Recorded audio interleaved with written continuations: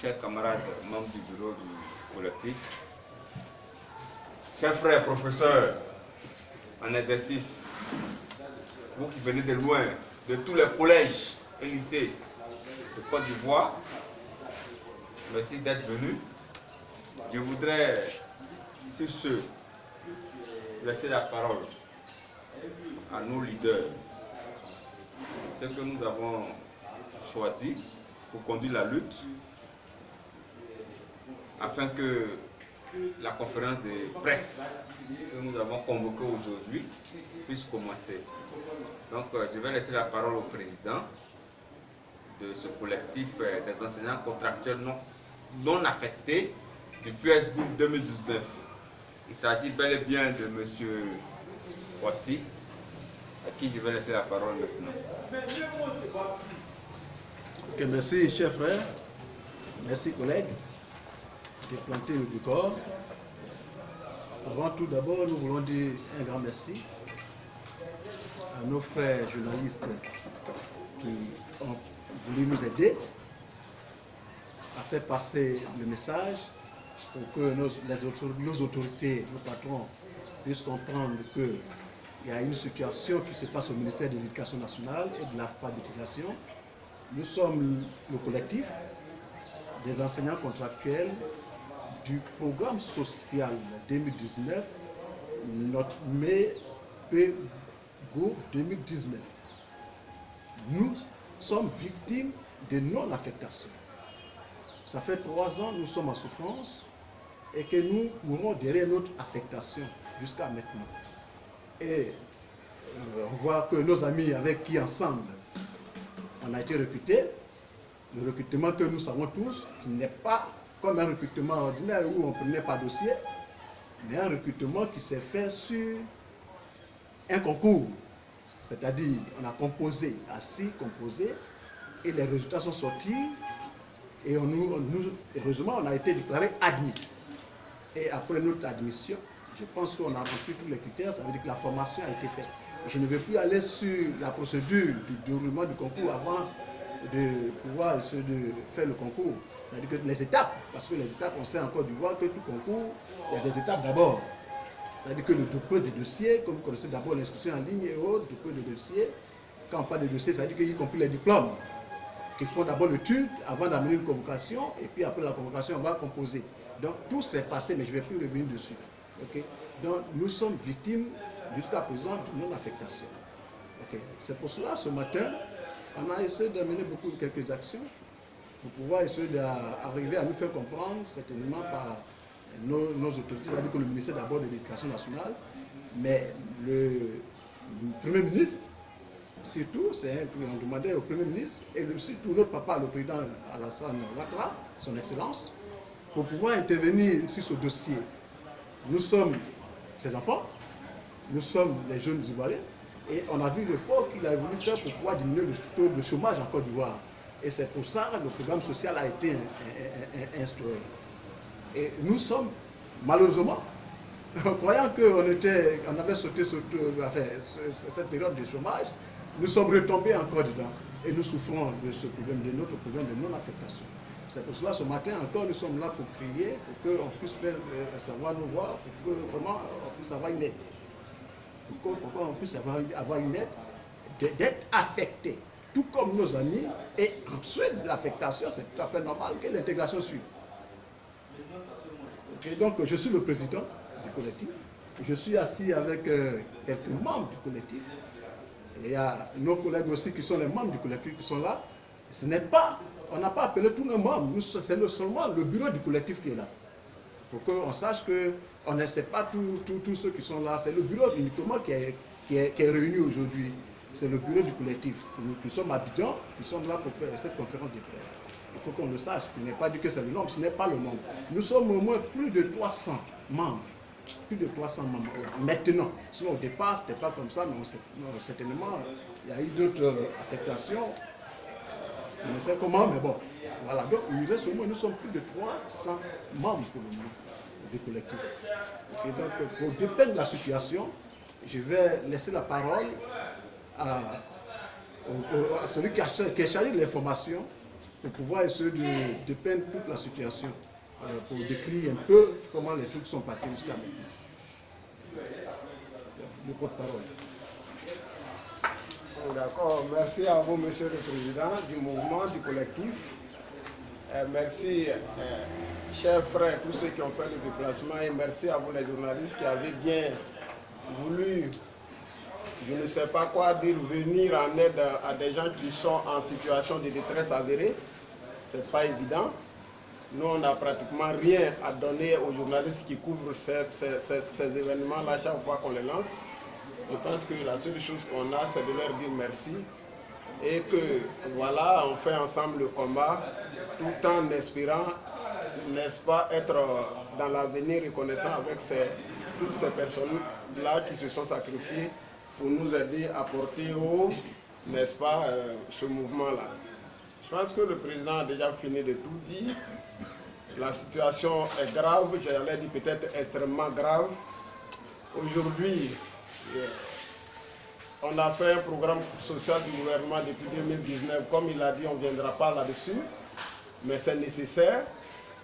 Mais on ne peut pas comprendre que dans un état de droit comme le nôtre, avec un président modèle, le prototype de dirigeant du millénaire, il a tout, gentil, il connaît papier, il connaît son travail. Et on ne peut pas être dans ce pays-là qui est la Côte d'Ivoire et vivre une telle situation d'injustice avérée. Bon, nous, on ne sait plus ce qu'on va dire. On a fait le concours. Comme il a dit, il y avait des étapes, 5 ou 6, on les a tous respectées. On a là la formation au lycée classique. Et au plus tôt, moi j'étais au classique pour certains. On a été dispersés en fonction des disciplines de composition. On a suivi cette formation-là, on a signé des contrats au lycée classique, bien évidemment tous les groupes confondus, selon un programme. Et après, si aujourd'hui nous sommes encore là, ça veut dire que le gouvernement ivoirien, on ne sait pas, à travers son éducation nationale, a bien voulu, n'est-ce pas, exclure un certain nombre de jeunes citoyens ivoiriens du processus d'intégration à la fonction publique. Et donc du processus d'affectation jusqu'aujourd'hui au processus d'intégration. Et donc, on a lancé le SOS partout où on pouvait. Bien évidemment, il n'y a pas d'institution ici en Côte d'Ivoire, on n'a pas fait le tour. Toutes les institutions pratiquement. Et on s'est heurté chaque fois à des murs que nous, on ne sait pas. Chaque fois qu'on va, nous, on voit que c'est le vide. Ce n'est qu'après les dossiers les dépôts de documents pour essayer d'obtenir justice, on se rend compte évidemment qu'on est toujours en face d'un muraille qu'on n'a jamais réussi à transgresser jusqu'à aujourd'hui où on est en train de faire cette conférence de presse-là. Les journalistes sont ceux-là même qui peuvent toujours porter haut les combats, qui peuvent toujours dire haut ce que les autres disent dans l'ombre. Et raison pour laquelle aujourd'hui, encore une fois de plus, j'allais le dire, on vous a convié à cette petite rencontre-là. Et le but, la rencontre, pour être plus clair, ça a deux volets. On va vous dire premièrement qu'il y a le but de la rencontre, pourquoi on est ici, bien évidemment. Le but et les objectifs, c'est vrai que les deux s'envoisinent, mais je pense bien qu'il y a une petite nuance. On est ici parce qu'après tout le combat, on a dû encore nous redéployer pour redéposer d'autres courriers, notamment cette semaine à la présidence de la République, n'est-ce pas? En plus, à l'Assemblée nationale de Côte d'Ivoire. Et donc, on était là encore pour dire on relance encore ces courriers-là qu'on n'a pas cessé de déposer depuis 2019. On a repris cette semaine. On a ciblé quelques institutions et les décharges sont là. Il y a la présidence de la République et il y a l'Assemblée nationale. Je pense qu'il doit avoir encore la primature. On interpelle donc. Effectivement, on ne peut pas faire... C'est vrai que nous, on est sur notre droit. Mais le combat est tellement déséquilibré qu'aujourd'hui, si nous, on se trouve sur un plateau de conférence de presse, c'est pour uniquement interpeller les autorités ivoiriennes, notamment en premier lieu le président de la République, son Excellence Alassane Ouattara, pour dire qu'il y a eu de l'injustice qui avait été ou qui a été faite lors du processus de recrutement de lui-même son propre programme PS-Gouv 2019, et que notamment il y a une grande partie de sa jeunesse là même que celle-là même que lui-même il a bien voulu faire sortir de la précarité, n'est-ce pas, en lançant ce concours-là. Et donc, pour l'interpeller et lui dire qu'évidemment, il y a au moins eu plus de 300 jeunes Ivoiriens actuellement qui sont sur le carreau, par la faute, je ne citerai pas de nom, peut-être du ministère de tutelle, qui a bien voulu laisser, on ne sait pas, on ignore encore sous quel prétexte, une bonne partie de ces jeunes-là, bien évidemment, qui eux aussi avaient voulu, n'est-ce pas, apporter leur pierre à l'édifice du redressement de l'éducation en Côte d'Ivoire. Et donc on est là pour interpeller en premier lieu les autorités et, comme j'ai dit, à la tête son Excellence le Président de la République et Monsieur le Premier ministre et Monsieur le Président de l'Assemblée nationale pour dire qu'effectivement il y a eu de l'injustice dans l'organisation du concours du PS-Gouv 2019 et que ceux-là même qui sont là, qui ont participé à ce concours, qui ont été admis, qui ont fait la formation et qui ont signé un contrat avec le ministère de tutelle, à savoir le ministère de l'Éducation nationale à travers sa DRH dirigée par M. Barreau Mamadou. Et tous les contrats que nous on apporte la signature bel et bien de la DRH du ministère de l'Éducation nationale. En l'occurrence, M. Barreau Mamadou. Mais qu'est-ce qui a dû se passer entre-temps? Nous, on ne sait pas. On nous donne des explications qui ne tiennent pas. Il faut que j'explique un peu. On nous donne des explications qui ne tiennent pas. Moi, on ne peut pas concevoir que... Moi, j'ai fait des études en droit et j'ai postulé le concours en histoire-géographie. J'ai dit la seule et unique fois qu'on a eu la chance d'être à la primature, au ministère de l'Éducation nationale, j'ai dit mais au directeur de cabinet, ou bien c'était, je ne sais pas, le chef de cabinet, je lui ai dit, mais si moi, en tant que moi, Ouattara, j'ai fait des études à l'université de Bouaké, et que j'ai bac plus 4 en droit, et que l'éducation nationale me dit que je ne peux pas enseigner en histoire-géographie, ce n'est pas moi ma faute en tant que Ouattara, c'est que c'est la faute au système éducatif en Côte d'Ivoire. Ça, ce n'est plus moi qui suis coupable.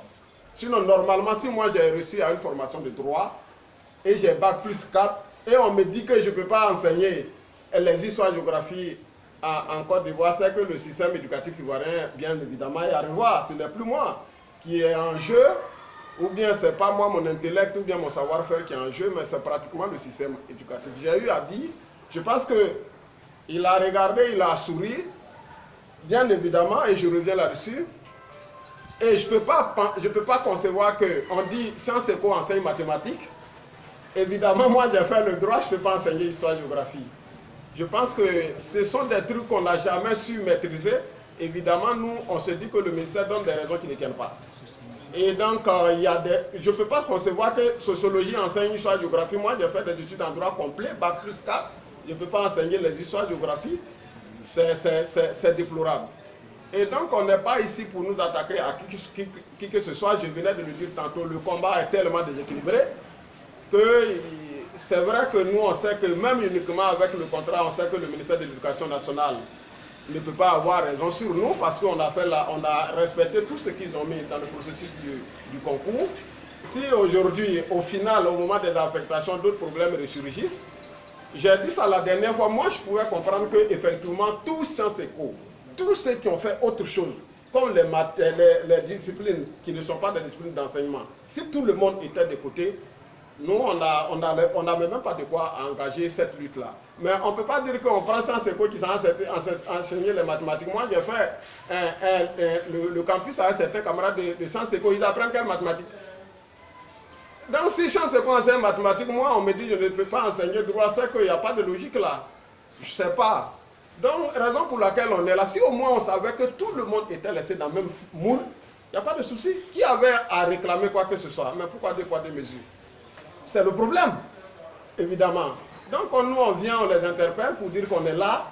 C'est vrai, je ne sais pas comment on peut avoir accès à la primature. On se dit que, jusqu'à présent, nous on se dit que, et on est conscient que le président de la République n'a pas les infos. Et donc, que la primature peut ne pas avoir les informations, même si le cabinet du Premier ministre a l'information, que le Premier ministre n'a pas l'information, on travaille avec des gens, quand à son temps, le ministère de l'Éducation nationale, c'est quand même aujourd'hui pratiquement la deuxième personnalité du pays, les anciens dignitaires du ministère. Donc, nous, on se dit que, par exemple, partout où on va passer, peut-être qu'on fait blocage, pour ne pas que ceux qui peuvent être informés pour que le problème puisse trouver solution, voilà, l'information ne leur arrive pas, ou bien si ça arrive, c'est falsifié, ou bien c'est tronqué.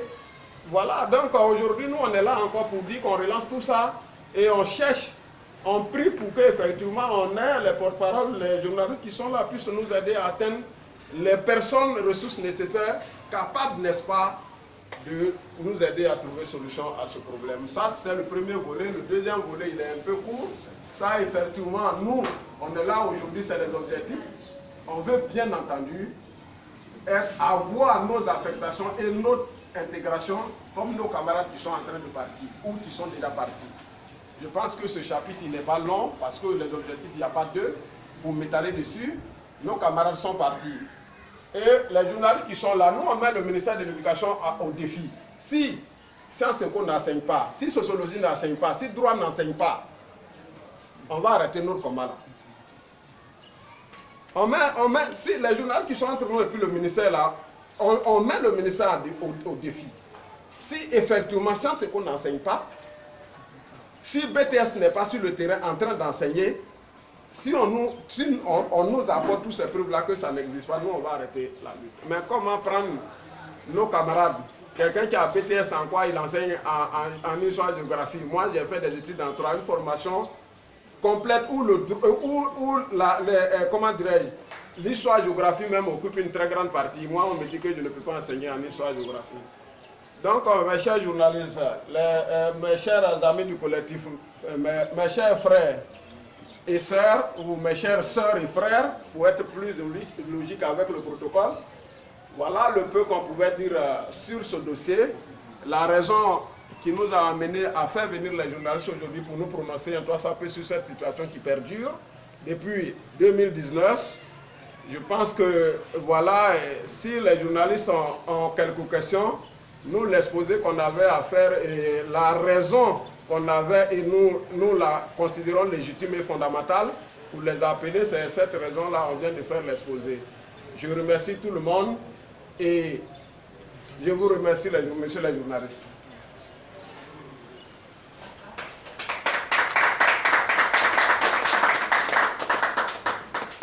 Est-il possible d'avoir les contrats? On peut l'avoir? Un contrat?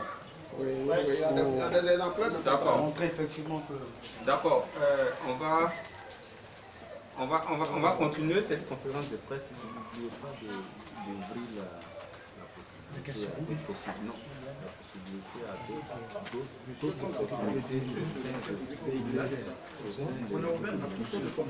Oui. Non, dans les questions. Dans les questions qui vont venir,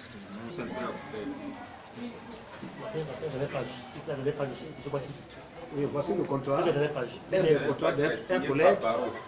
Un collègue, sinon, voilà le ministère, contrat de travail à durée déterminée. Tout est ministère de l'Éducation nationale, de l'enseignement technique et de la formation professionnelle en ce temps. C'est maintenant le ministère de l'Éducation nationale et de l'alphabétisation. Mais c'est au temps de Madame la ministre Kandia que le concours s'est passé, donc c'est en ce temps-là qu'on avait signé le contrat. Voilà par exemple. Voilà le contrat, je montre les quelques parties pour que vous voyez. Ok, je vais arriver jusqu'à... C'est un procès de collège, les engagements, l'emploi, rémunération, tout ça, tout est là. Jusqu'à la dernière page où il y a la signature du directeur des ressources humaines. Voici, M. Barreau, bien signé, avec le cachet dessous. Donc, ce n'est pas des contrats que nous avons fabriqués, ce sont des contrats que le ministère de l'Éducation nous a brandis et qu'on a signés. Donc, ça veut dire que c'était de commun accord entre le ministère et nous, les enseignants. Voilà, c'est un exemplaire. Il y en a tout tous nos collègues ont des contrats. Ça, c'est un exemplaire pour montrer au moins quelque chose, pour que les gens, ceux qui ne voient pas puissent savoir encore. Il y a encore une fiche d'engagement. Admission. Voilà. Donne-moi ça. Ok. Monsieur le journaliste, voici encore. Voilà ce qu'on a tiré lorsque le 8 août 2019, on nous a dit que le résultat était sorti, le résultat du concours. Ça, c'est le collègue. Ça, c'est ce qu'il a tiré sur le net. C'est maintenant, c'est comme ça qu'on fait pour avoir les résultats des concours. Et c'est bien écrit, admis. Félicitations. Donc, ce n'est pas quelque chose de recrutement. Quelques-uns pensent que ça a été comme en 2012. Ce n'est pas un recrutement comme 2012 où on a seulement étudié les dossiers et puis prendre des personnes. Nous avons, on a bravé beaucoup d'étapes. Et eux-mêmes, ils nous ont dit qu'on était 89 000 candidats. C'est le ministère même qui nous a dit ça. Et parmi les 89 000 candidats, ils ont retenu 10 300 admis candidats. Donc nous, tous qui sommes là, nous faisons partie.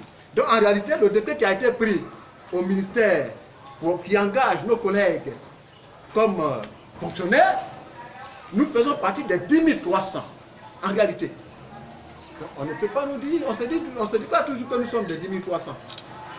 Mais seulement, on ne sait pas pourquoi jusqu'à présent, on ne nous appelle pas pour nous réunir au dépôt des dossiers. Voilà, donc c'est ça aussi. Ok, voilà, ça c'est pour un collègue aussi, c'est une photocopie, c'est même toujours admission. Ça c'est l'admission, ça c'est l'engagement maintenant qui est là. Ça c'est fiche d'engagement. Voilà, un engagement que nous avons pris avec le ministère, ça veut dire que tu n'as plus faire autre chose que d'enseigner. En fait, c'est comme si une manière de jurer, de la manière dont on jure qu'à bail de retour, voilà. Et voilà ça. Et nous sommes sur le carreau. Je voudrais souligner qu'avant, on n'était pas quand même des bons arrêts, on se débrouillait un peu quand même un peu partout. Et aujourd'hui, on a perdu notre travail. Nous sommes des pères de famille, des mères de famille. Nous avons des enfants. On a ma femme aussi à la maison. Nos collègues dames ont des messieurs, ils ont aussi des enfants à la maison. Donc c'est pour dire que ce n'est pas des gens qui passent tout. Donc, on compte sur l'État du Côte d'Ivoire. On compte sur l'État du Côte d'Ivoire. Et on s'est dit qu'on est sûr que certainement ils sont en train de s'occuper du problème au ministère. Et que bientôt, peut-être que tout le monde, nous, tout comme tout le monde va sourire peut-être. Donc on compte sur l'État du Côte d'Ivoire. Comme l'a dit le porte-parole, M. Ouattara, le procès Ouattara. Donc sur ce, voilà, c'était pour présenter quelques documents. Cela aussi pourrait dire que Bon, d'accord. Donc, le gouvernement vous doit aussi de l'argent. Parce que si vous avez signé un contrat qui court depuis une date X jusqu'à telle date, cela voudrait dire que même si l'État ne vous a pas affecté, mais l'État vous doit d'abord l'argent. Alors est-ce que vous avez fait le point? C'est ça. Est-ce que chacun estime ce que l'État lui doit? Parce que pendant des années, tu as signé un contrat, tu ne vas pas, mais le contrat il court. Oui, donc est-ce que chacun a fait ce point? Est-ce que l'État vous doit de l'argent? Normalement, ce qu'on peut donner comme réponse, c'est que avant même la formation, on savait que c'était une bourse qui allait être octroyée. Et cette bourse-là allait être à 150 000 francs pour les professeurs de lycée et 125 000 francs pour les professeurs de collège et 100 000 francs pour les instituteurs. Donc, à partir de la date officielle des premières affectations, ou bien à partir même de la date à laquelle les premières personnes affectées ont commencé à avoir les bourses, à partir de là, très honnêtement, nous, on a passé tout ce temps-là à lutter pour partir. Cet aspect financier, c'est vrai, peut-être quelques-uns en ont pensé, mais nous, on a fait tout ce combat depuis 2019 pour pouvoir avoir nos affectations. Et ce combat-là n'a pas abouti jusqu'à présent. Sinon, l'aspect financier, c'est très facile à calculer. Si on doit calculer à partir des premières affectations, je pense qu'on a les notes ici, à partir des du premier mois d'affectation jusqu'à aujourd'hui, si tu es professeur de lycée, ça te fait 150 000 francs fois ce nombre de mois-là, dont les calculs sont simples. en fonction de la voilà, PL, PC et instituteur. Mais pas... Voilà, je voudrais profiter aussi de votre question pour ajouter quelque chose qui m'avait un peu échappé. Oui, les banques là, on a certains parmi nous avaient pris des crédits dans certaines banques, puisque quand on est arrivé à la formation, ils ont fait croire aux banques qu'on était déjà des fonctionnaires en herbe et que n'importe quelle banque pouvait venir. Moi, j'étais au lycée classique, on a été envahi par les banques en son temps. Les banques sont venues où ils ont signé des papiers. Ceux qui ont été un peu réticents, sinon il était permis à tout le monde de pouvoir faire des prêts. Et puis il n'y avait pas un montant fixe au montant que tu voulais. Ce qui fait que certains camarades se sont trouvés avec 300 000, 400 000 à leur dos et que les banques ont commencé à les traquer. Peut-être que certains même sont retranchés dans les campements aujourd'hui. Et donc, comment régler ce problème? On est là, ça c'est une autre question. Et puis, on a quand même été ouvert, chaque fois qu'on a eu une rencontre, on a dit au ministère, d'accord, on ne peut pas enseigner. Mais l'enseignement n'est pas le seul aspect. L'éducation, c'est large, un domaine très large. On a ouvert une brèche à l'éducation nationale. Voilà un groupe de personnes, tous ceux qui sont partis là, enlevant les dedans, ils sont déjà partis. Mais ceux qui restent, vous dites qu'ils ne peuvent pas enseigner. Mais à l'éducation nationale, des gens qui ont fait la formation, qui ont déjà signé des papiers, est-ce que l'éducation nationale n'est pas capable de leur trouver quelque chose? Ce n'est pas l'enseignement seulement qui est l'éducation nationale. Mais on a ouvert toutes ces brèches-là. Maintenant, on se rend compte que c'est une question peut-être de mauvaise foi ou bien on ne sait pas comment les choses fonctionnent. On nous permet. La dernière fois, le 18, quand on a fait le rassemblement, NCI était avec nous, ils sont montés. NCI, ils ont promis à NCI que le service de communication de madame allait nous appeler. On a laissé des numéros là-bas. Jusqu'à aujourd'hui, parmi nous, peut-être que, voilà, sinon parmi nous, personne, dans le collectif, personne n'a été appelé. Maintenant, quand on parle du service de communication de madame, c'est le sommet de l'éducation dans le pays. Je ne peux pas concevoir qu'on peut dire ce délit au sommet de l'éducation nationale. Bon, c'est des trucs qui sont à voir, comme j'ai dit, on n'incrimine personne. Voilà, ce sont des faits. Et ces faits-là, ils sont là, ils sont têtus, tout le monde les voit, ils sont vérifiables, ils sont visibles. Merci. Merci bien, monsieur le porte-parole. C'est un dossier qui est assez complexe, parce que sur 99 000... 23 août, il nous avait reçus, avec tous les directeurs DPFC, DECO, tous les responsables impliqués dans l'organisation du concours ce jour-là étaient là. Et donc, il nous avait fait comprendre ce jour-là que ce qu'on dit là, que les diplômes n'ont jamais été un problème dans l'enseignement. Que l'enseignement, c'est la volonté, c'est l'engagement. Je reprends les expressions du directeur de cabinet de son temps. Donc, il a dit, parce que j'étais là, c'est même juste moi, j'étais le porte-parole devant eux, il a dit que non, les diplômes ne sont pas un problème. Que si on dit que les diplômes, l'enseignement, c'est la volonté, l'engagement. Voilà, ce sont les expressions qu'il a eu à donner. Nous-mêmes, on est partis, ils nous ont conseillé ces jours-là, puisque la cour était bondée, ils nous ont conseillé de vite faire partie nos camarades, qu'ils allaient nous appeler une solution à leur trouver au problème. Et c'est l'erreur qu'on a commise. On aurait dû revenir le lendemain et le lendemain. Puisqu'on a obéi, on a fait partir les camarades et on n'a jamais été appelé jusqu'à ce jour. Et donc, c'est ce même combat-là qui continue. Sinon, le jour où on a croisé le directeur de cabinet du ministère, on avait foi que ce jour-là, le problème était réglé. Et c'était quel jour, rappelle-moi la date? 23 août 2021. Mamadou Pinaté. On dirait, il me semble qu'il n'est plus là, mais bon, c'est lui qui était là en son temps. Maintenant, pour la deuxième question, je ne sais pas si un camarade veut reprendre, mais ce que nous savons, c'est que quand on était là, un moment est arrivé, on s'est réveillé On est arrivé au lycée classique, nous, puisque j'étais au lycée classique, on a vu qu'il y avait les tentes de banque un peu partout. Et bien évidemment, on s'est renseigné. Et ce sont les banques là même, c'est pas que c'est un document officiel, mais une banque ne peut pas venir dans un centre de formation sans le cautionnement ou la caution, voilà, du responsable qui fait la formation. Nous, on nous a dit, les banques disent, l'État dit de venir vers vous, vous êtes des élèves fonctionnaires. Donc, il y avait un certain nombre de documents à remplir. Maintenant, pour ceux qui pouvaient prendre des prêts, évidemment, voilà, ils avaient l'autorisation de les faire. Et c'est dans ce sens-là, beaucoup de camarades ont eu, évidemment, vu la situation difficile. Moi, j'étais avec, dans la même classe, dans la même salle de formation avec des amis qui venaient depuis Korogo. Ils étaient au moins 8 qui ne savaient même pas où aller. Mais si on vient te dire que tu peux prendre un peu d'argent pour te débrouiller, je ne vois pas pourquoi tous ces gars-là pouvaient s'en priver. Et donc, voilà comment on est allé vers les banques. Et ces banques-là sont venues vers nous d'abord. LCA, la Société Générale, je pense que la cible, presque toutes les banques étaient là. Donc, on avait le choix, les gens s'informaient en fonction de où tu pouvais partir.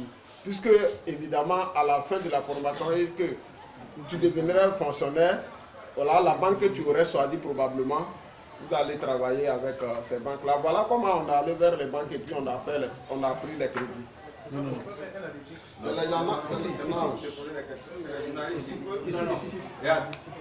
C'est pas à vous de poser des questions, c'est les journalistes qui posent des questions. C'est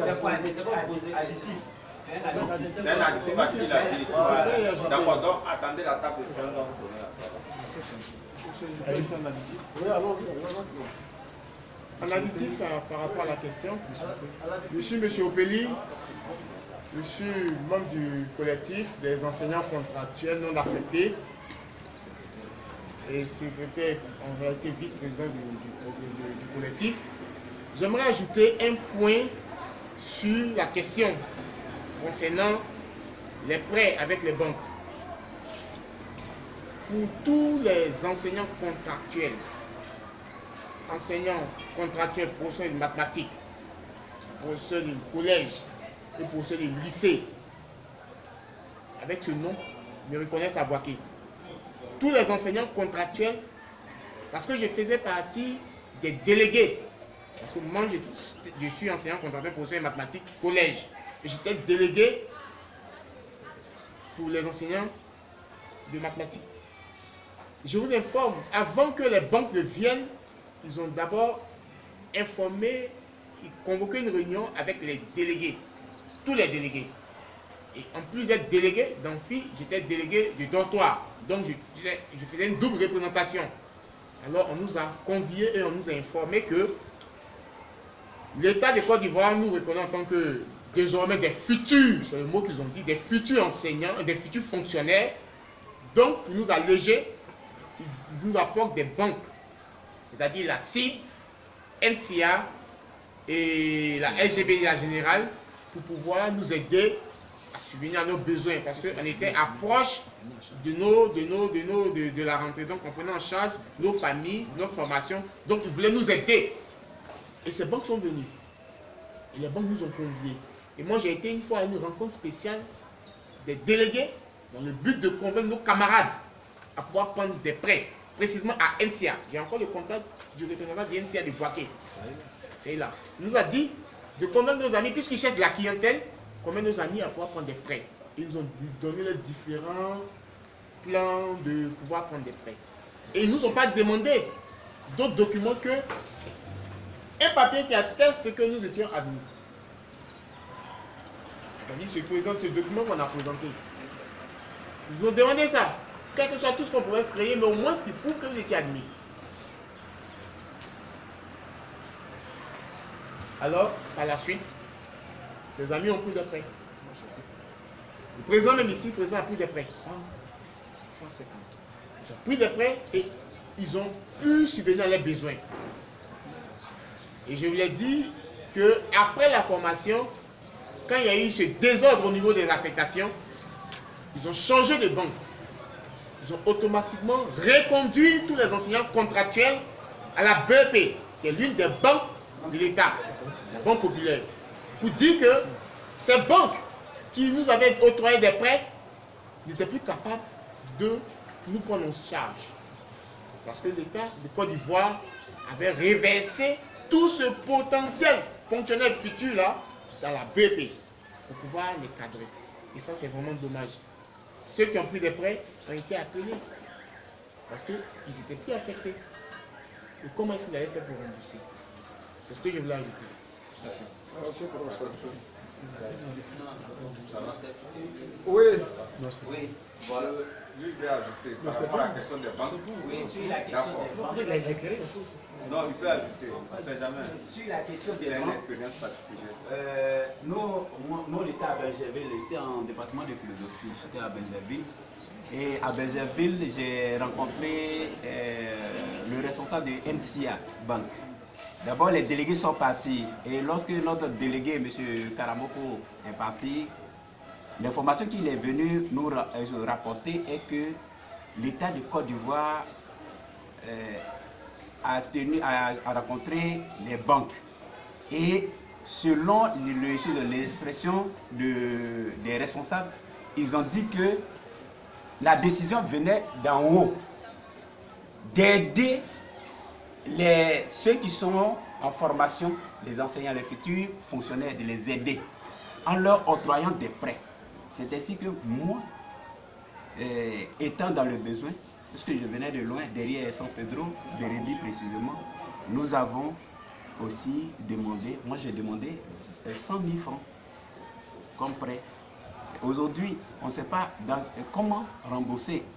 Moi j'ai signé, et comme l'a montré le collègue, c'était la fiche d'admission de félicitations que nous avons déposée comme document afférent à notre admission au concours de recrutement et que nous avons déposé, plus voilà, la photocopie de nos pièces d'identité et consorts que nous avons rempli en bonne et due forme. J'ai même le reçu,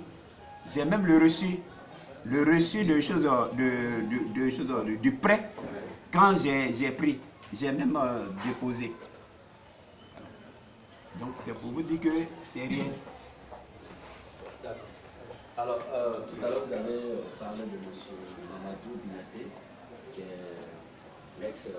Le chef de cabinet d'alors. Le directeur de cabinet d'alors. Voilà, d'accord. Avant d'envoyer les courriers, parmi les 300, il y a combien de femmes? Bon, on va demander à madame de vérifier la liste. Est-ce que vous avez contacté le niveau du... Oui.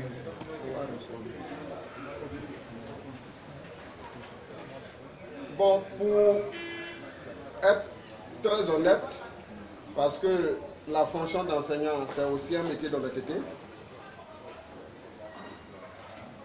on n'a pas déposé de manière expresse un courrier au nouveau chef directeur de cabinet qui est là. Pour le moment, on n'a pas déposé de courrier. Les autres, il a été remplacé il n'y a pas trop longtemps, mais celui qui est là, on n'a pas déposé de courrier, on n'a pas pour le moment cherché même à le rencontrer parce que nous, on se dit, si la solution ne quitte pas ailleurs pour venir au ministère des tutelles, ça va être très compliqué si les choses se fassent comme ça.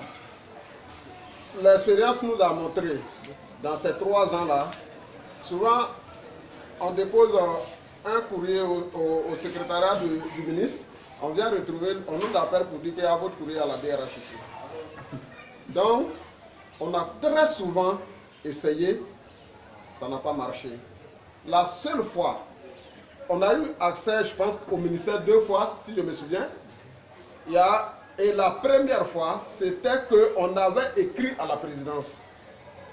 C'était au début de la lutte. Et la présidence avait écrit à son tour au ministère pour leur demander de nous recevoir.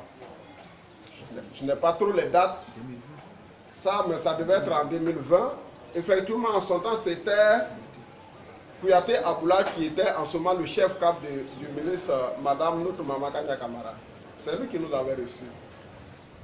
Et nous, selon le coup... Pour préciser ma question, oui. Elle actuellement, là, oui. Elle a fait ce qu'elle pouvait faire, oui. Elle a la main de côté. actuellement, c'est Marietou qui est là. Est-ce que vous avez rencontré Marietou qui C'est ce que je suis en train d'expliquer. Même notre dernière manifestation du 19 là, c'était 18 passé là. L'objectif c'était ça.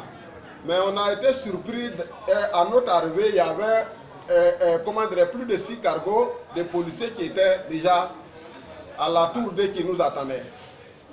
Mais vous comprenez que quelqu'un qui ne veut pas que vous soyez là, la personne est-elle prête à vous recevoir? Ça c'est la question. Oui. Je voulais ajouter quelque chose. Ok. C'est ce que oui, je pourrais dire oui. Je réponds oui, certainement, peut-être le collègue a un peu oublié. Tout à l'heure, il a dit quoi? Il a dit qu'on a fait une manifestation le 23 août 2021. Et lors de cette manifestation, à ce moment, Madame la ministre était déjà là. C'est elle qui était là. Et c'est elle qui a ordonné à son directeur de cabinet de l'ordre, Mamadou Binaté, de nous recevoir.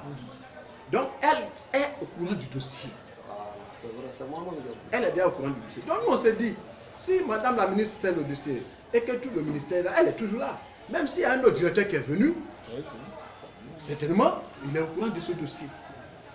Voilà pourquoi, certainement, pour le moment, on n'était pas encore trop pressé pour raconter le directeur qui est là. Le nouveau directeur qui vient d'arriver, ça ne fait pas trop longtemps, peut-être quelques mois seulement. Sinon, on a déjà fait, elle sait, elle nous a reçus. Je peux dire que c'est elle qui nous a reçus à travers son directeur de cabinet, puisqu'on nous disait qu'elle nous suivait.